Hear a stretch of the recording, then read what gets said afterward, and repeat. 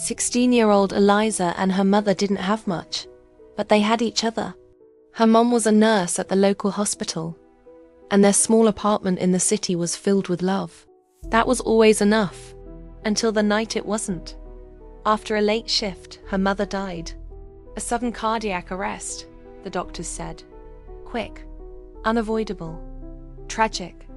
Suddenly alone, Eliza had nowhere else to go. She was sent to live with her stepfather, Marcus, in his old, isolated house in the countryside. Marcus had always been a quiet man, distant and emotionally blank. Not cruel, just empty. His house stood far from town, surrounded by a thick wall of tall, unmoving trees. The kind that seemed to swallow wind and sound, creating a profound, heavy silence. The first few days were suffocatingly quiet. Marcus barely spoke. He worked from his upstairs office, telling Eliza not to disturb him while he was monitoring data. He never explained what that meant. One night, the silence was broken. Eliza woke up to a strange sound. It was 2:17 a.m. A faint whisper, rhythmic and distorted, like someone speaking through a broken speaker. She first thought it was the wind, but the sound didn't stop. She sat up, her heart starting to race. The sound wasn't coming from outside. It was coming from the baby monitor on her bedside table. She froze. Marcus had insisted on placing it there, claiming it was for safety reasons. He'd muttered something about old wiring and intruders targeting isolated homes. The whisper grew clearer, cutting through the static. Eliza. Her blood ran cold. It was her mother's voice. The exact same soft, tired, familiar tone she missed so much. Eliza, come upstairs. Her hands trembled as she grabbed the monitor. Static danced across the tiny screen. She whispered back, her voice barely audible. Mum? The static intensified for a moment, then complete silence. The next morning, she confronted Marcus. She told him everything. The whisper, the voice. He looked at her with a calm, almost pitying expression. You're grieving, he said, his voice flat. Grief does strange things to the mind. He unplugged the monitor and took it upstairs with him. That night, there was no whisper. The silence returned, thicker than before. But at 2:17 a.m., sharp, the monitor on her table turned on by itself.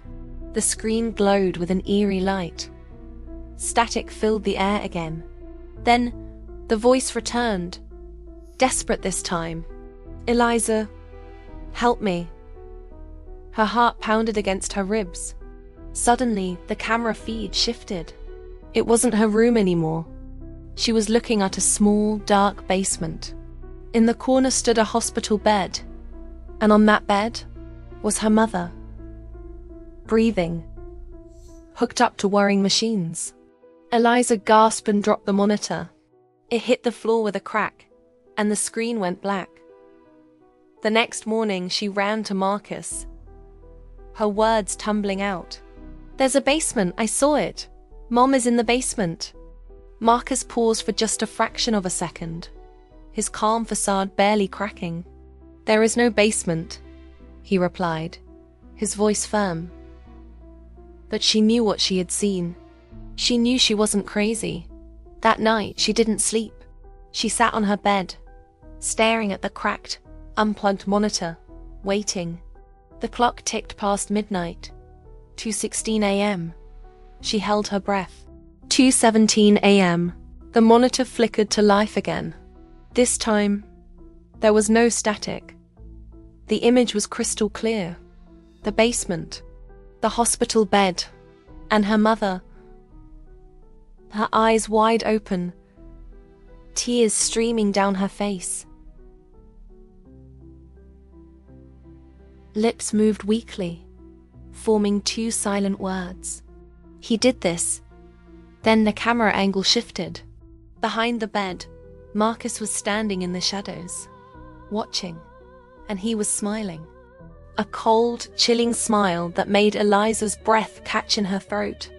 The camera panned one last time, focusing on a metal door with a keypad on the wall, before the screen went black for good. She didn't wait for morning.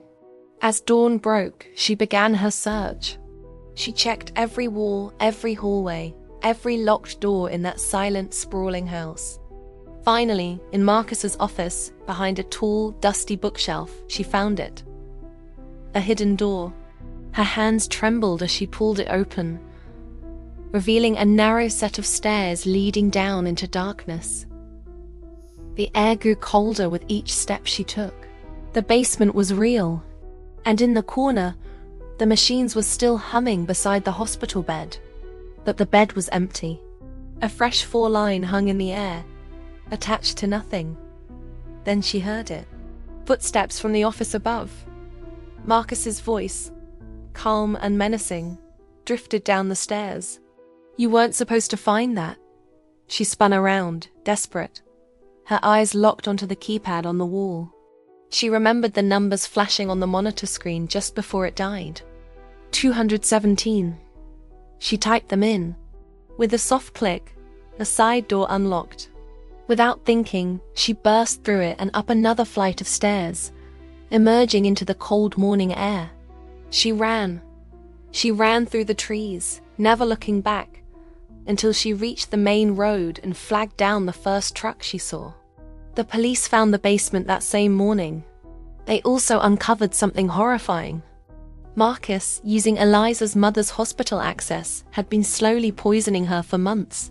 His plan was to fake her death, keep her hidden and sedated in his secret basement, and collect the insurance money. He declared her dead to the world while keeping her a prisoner. The baby monitor wasn't haunted. It was connected to hidden security cameras he'd installed. He just didn't realize that a glitch in the audio system sometimes transmitted live sound from the basement. The whispers weren't a product of Eliza's grief.